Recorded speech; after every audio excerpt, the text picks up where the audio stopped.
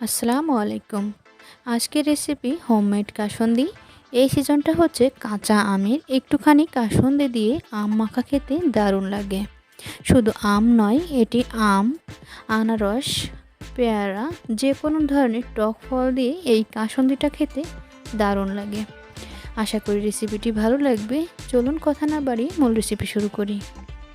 কাসুন্দি তৈরি করার জন্য এখানে আমি সরিষা নিয়েছি। সরিষাটা খুব ভালো করে ধুয়ে পরিষ্কার করে নিব। এটি ভালো করে ধুয়ে রোদ্রে শুকিয়ে নিব।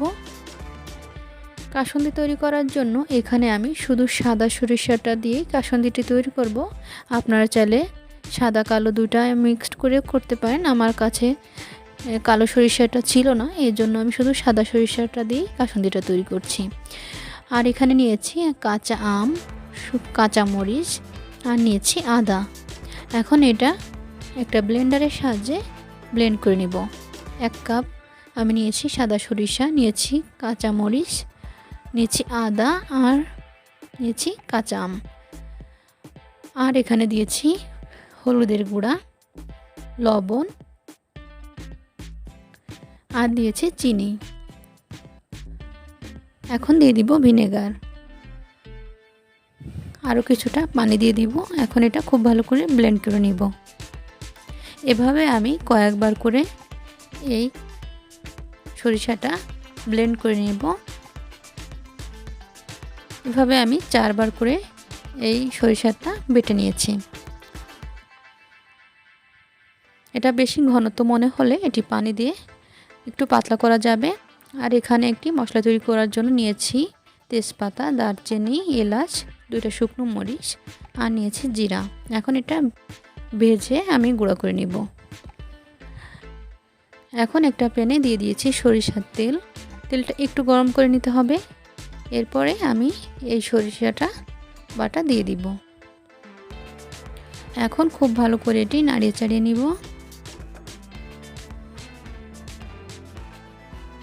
খুব বেশি জাল করার প্রয়োজন নেই, একটু বলক আসলে এটি নামিয়ে নিলেই চলবে। এ পর্যায়ে আমি দিয়ে দিব আগে থেকে ভেজে রাখা মশলাটা। আমার প্রয়োজন মতো আমি মশলাটা ব্যবহার করছি। এখন এই মশলাটা খুব ভালো করে মিশিয়ে নেব।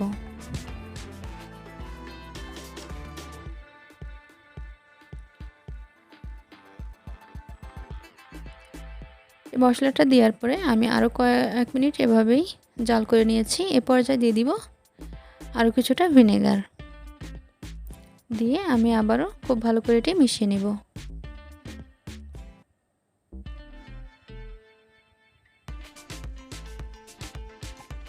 এই ভিনেগার দেওয়ার ফলে এই কাসুন্দিটা অনেক দিন পর্যন্ত ভালো থাকবে।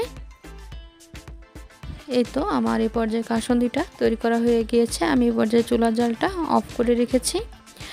আর আলাদা একটা পাত্রে আমি এটা ঢেলে নিয়ে খুব ভালো করে ঠান্ডা করে নিব। এই তো আমার এটি ঠান্ডা করা হয়ে গিয়েছে। এখন যে কোনো কাচের বয়ামে এটি রাখলে অনেক দিন পর্যন্ত ভালো থাকবে।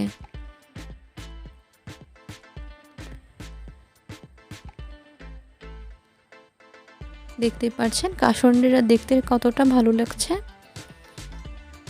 এভাবে খুব সহজে কাসুন্দি তৈরি করা যায়, আর এটি কিন্তু অসম্ভব মজা হয়ে থাকে। একেবারে দোকানের কাসুন্দির মতো এটা খেতে লাগে।